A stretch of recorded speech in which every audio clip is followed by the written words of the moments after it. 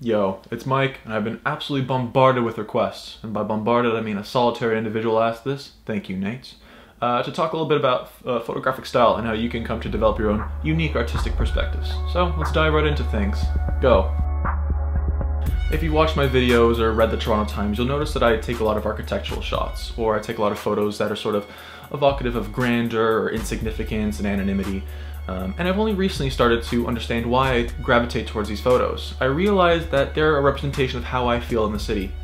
And while I started off in photography doing street photography, I've always loved design and architecture, and I came to love the challenges that come along with considering and framing up geometry and textures and patterns, all in architectural photography. Now, I've only been shooting this way for about a year, maybe a year and a half tops, but I'm already trying to extend the scope of what architectural photography can be. And in this process, I've learned a few things that will hopefully help you along your way to find your own artistic style. You may have a vision for how you want your photos to turn out. You may have particular influences that you want to translate into your work. And while these are all awesome points for starting to develop an artistic style, I've learned to not let your influences dominate your work. It's fine to be influenced by a particular look or a technique, but you can only progress as an artist when you start to branch out from the confines of what another artist is already known for. When I was developing my own artistic style, I did it by just burning through a few rolls of film. I figured, all right, I need to go out there, I need to just shoot without a care in the world,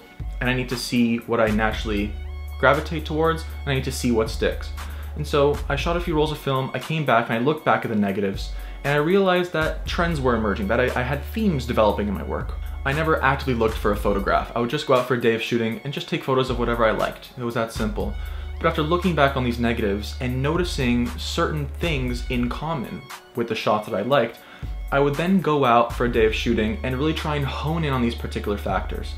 And where on days where I was just messing about, I would get maybe 10 to 15 shots that I liked. After I really started focusing on these particular little elements to the image, I started getting 25 or 30 keepers per roll. And I continue to do this over time, and bam, suddenly I have a style. So what defines a style? Is it the active pursuit of a style of a photo?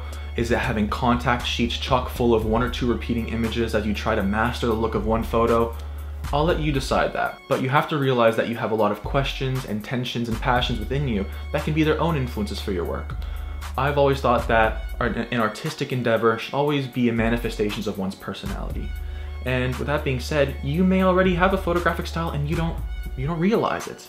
It takes a little bit of reflection, both personally and with the work you've already completed. But if you're looking for your photographic style, I'm gonna say start with yourself first. Look back on yourself, what you've done, where you've come from, and where you see yourself going.